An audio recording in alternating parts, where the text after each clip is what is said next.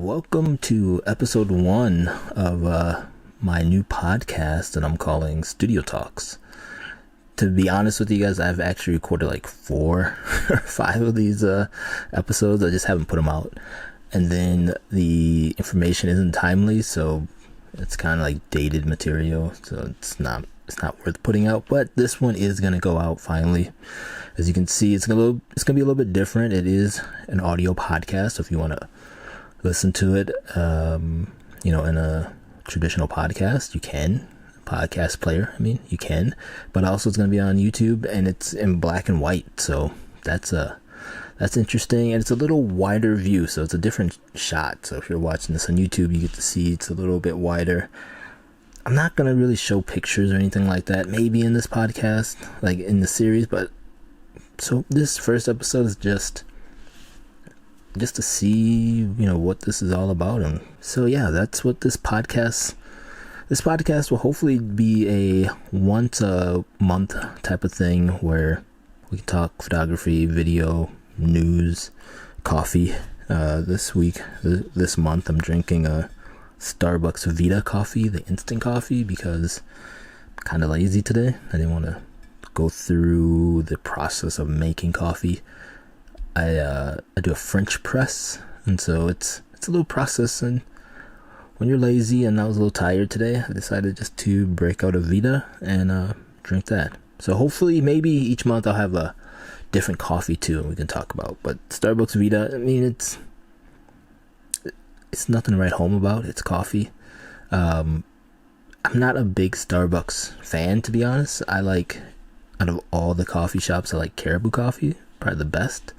But since we've had this not lockdown, I shouldn't say that. Since the pandemic, and we really haven't been going places, just trying to stay healthy, I have not been to a coffee shop.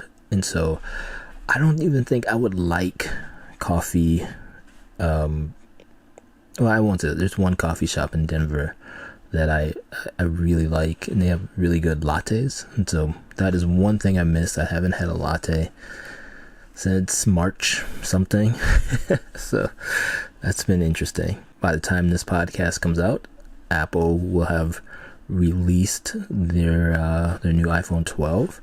I'm really interested in that phone, not because I want one or I'm going to get one, but I think it's really interesting to see what they're doing with computational photography.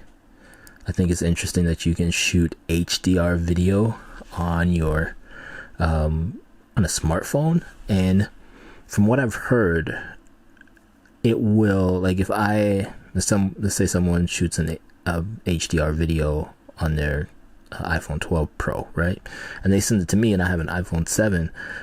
Well, it will downscale, so that way I could view the video, right? It's not going to just be an HDR video and it's like, oh, your phone doesn't support it. So that's pretty cool. Like, the software can figure out, how to play the video, because not everyone has 4K TVs. I don't have a 4K TV,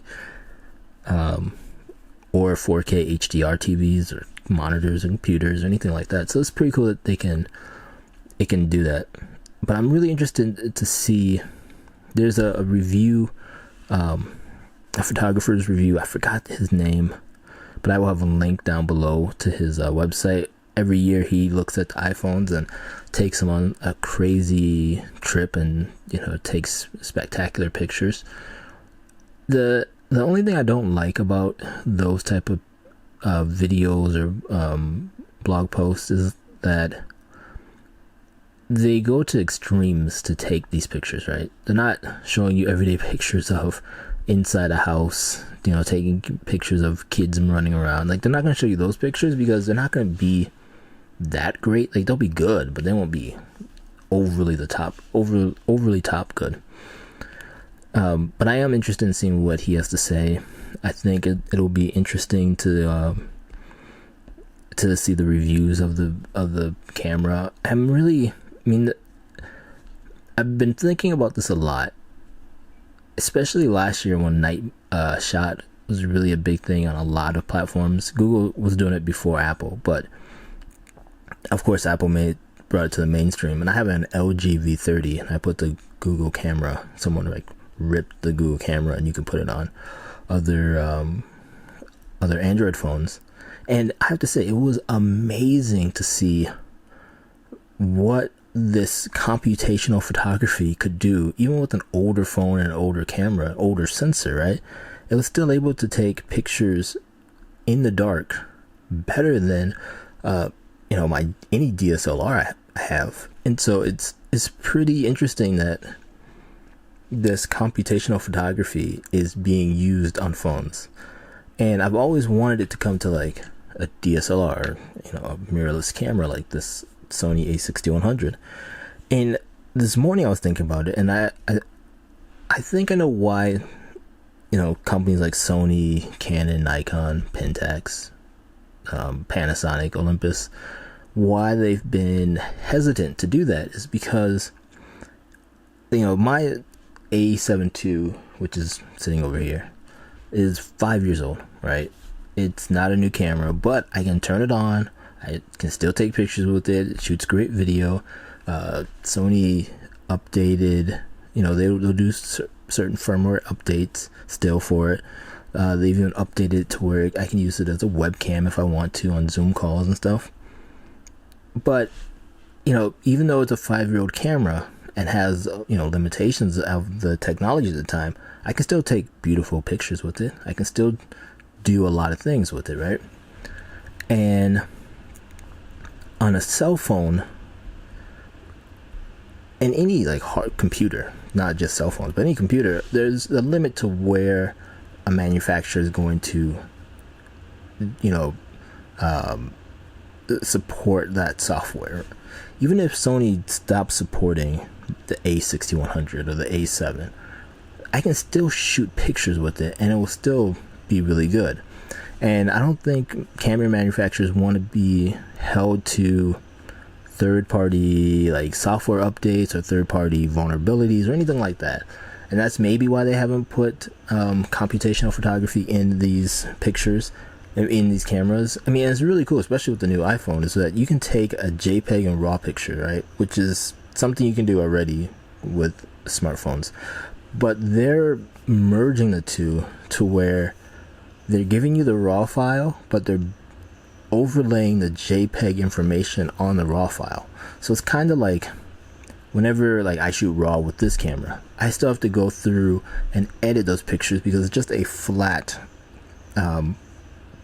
image at that point. A RAW file is just a flat image, where a JPEG is the camera putting its sauce onto the picture, like exposing it a certain way, doing contrast a certain way, all that kind of stuff depending on the situation, and then baking it into the picture. So where you can still change some stuff, you have some leeway.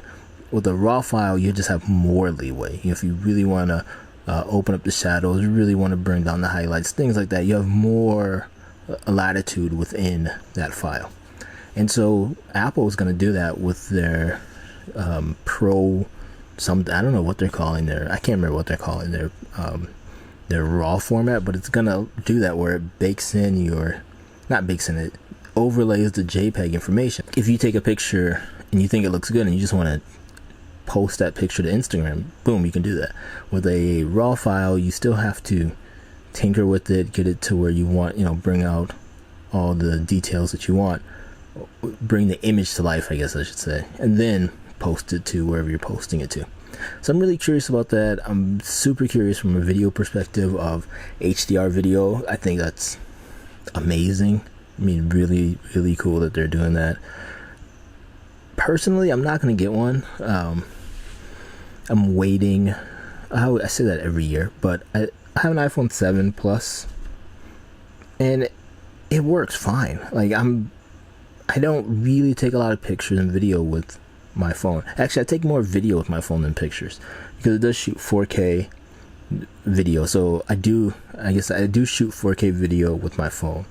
Because the sensor size is so small, I want the best resolution and best image I can get out of the sensor. That's why I shoot 4K, but I don't shoot 4K on here or on this camera at all. So I'm interested, if you guys pick up a a new iPhone, if you're watching this on YouTube, leave a comment down below. I'm not really on Instagram much anymore, so you really can't get a hold of me there, but leave a comment down below if you guys are picking up the new iPhone. What are your reasons for getting it? Like from a photography point of view, I think it's an amazing device. I'm all for camera manufacturers to make better cameras on their phone. Phone manufacturers to make better cameras on their phone.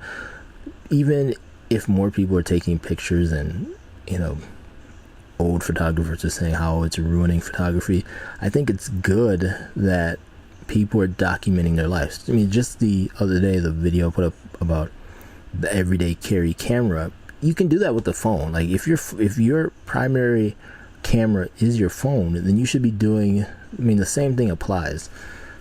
Maybe you put a grip on there so it feels more like a point and shoot camera, and it gets you thinking more in terms of photography. But our phones are really good, and they're getting better every year. And I don't know if there's a real reason for a lot of people to upgrade from their phone to a camera like this. Even an A6100, for a lot of people, their phone will be fine. It's getting the pictures off their phone, which is something people really have to do. But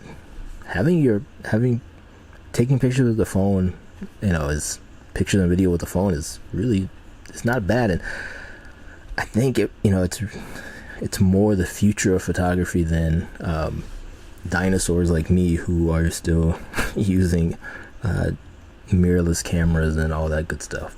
Now, I'm not using a mirrored camera, but I still use mirrorless cameras, and I have one of each, which is funny. I was thinking about that too the other day. I have a full frame camera, APS-C camera, a micro four thirds camera, and out of the three, and I think this is a discussion for a later date, but out of the three cameras, I don't know if anyone could tell the difference, to be honest. There's like shallow depth of field, but even that's overrated on full frame.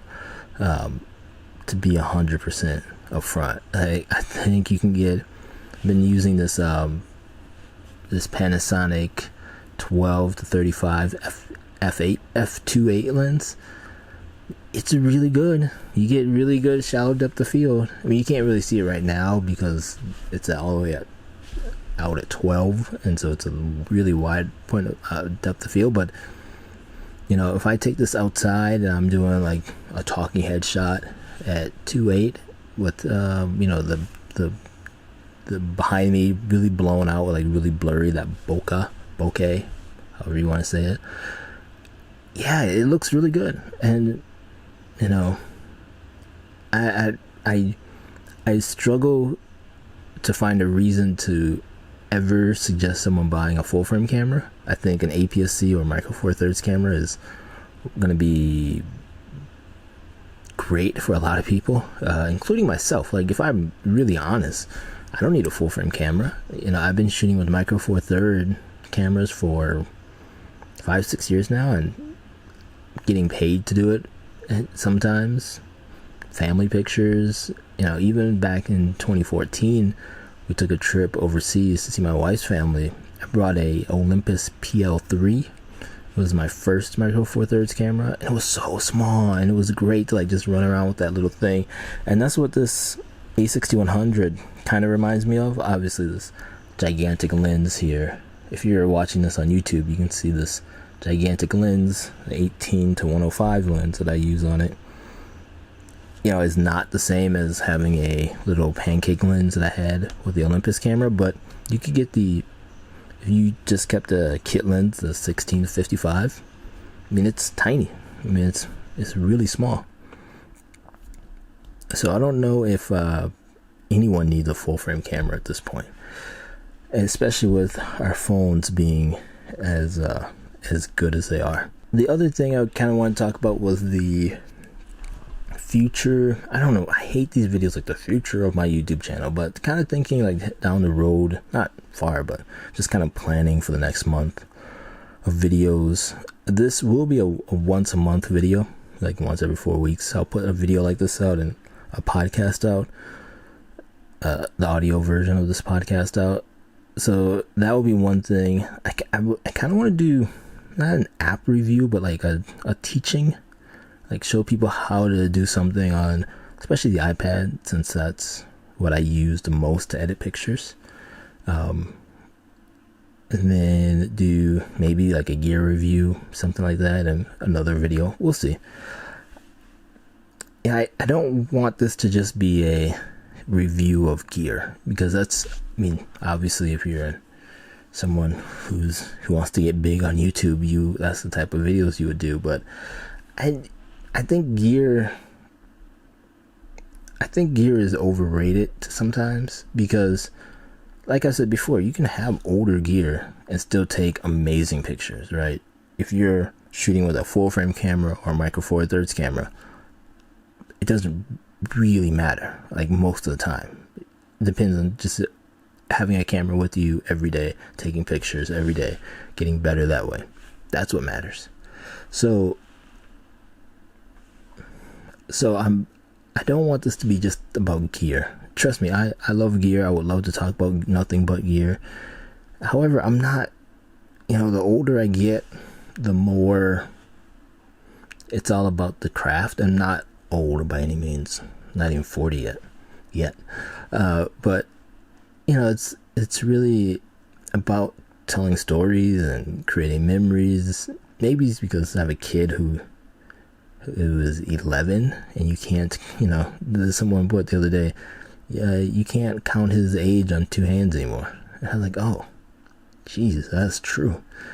And he'll be driving in a couple years, 5 years. So as I look back at pictures of, and this is for another podcast or video entirely, but like I've been looking back a lot of pictures, doing a lot of culling of pictures and all that good stuff, and you realize that the camera, the gear, I mean, I shouldn't say that. For most people, the gear doesn't matter. I will say there's a noticeable difference between pictures I took with my old Sony A3000 back when he was born and my cell phones. So, and it could be just the time, but even now, like, yeah, these cameras are really good for right now, but in 10, 15 years, how are they gonna hold up? And so I'd rather have the best quality picture that I can get out of a camera, and it doesn't matter which camera, but out of a camera than a cell phone. That's just how I personally feel. But I think for a lot of people, the cell phone is, that's all they need. My wife, she shoots, she takes a lot of pictures. Not as many as me, but she takes a lot of pictures, and they're all on her phone. Like, she hasn't had a camera in, 8 years, probably. 9 years now. Maybe like our kid's first year, she had a camera, and then, trying to think. I don't know. Maybe, let's say 9 years. She hasn't had a camera. That's still a long time. She's been taking a lot of pictures with her phone, and of course, it's been backed up, and she has an iPhone, and we have like a family plan and big amount of storage, so it's all saved. It's like I'm not worried about that, but I was just thinking, like, all her pictures are on her phones, and whenever she switches phones, the first thing she always asks me is make sure her pictures get switched over. And so for someone like her, a camera, like, it doesn't make any difference. It's all about the images and the memories and stuff like that. So that's what I'm thinking. Let's talk about gear on this channel, and more about the creative process, what to do with your pictures, how to take better pictures, video, that kind, all that good stuff, the stuff that YouTube doesn't like to monetize. That's it for this first episode of Studio Talks. I will be, like I said, once a month doing just talks like this.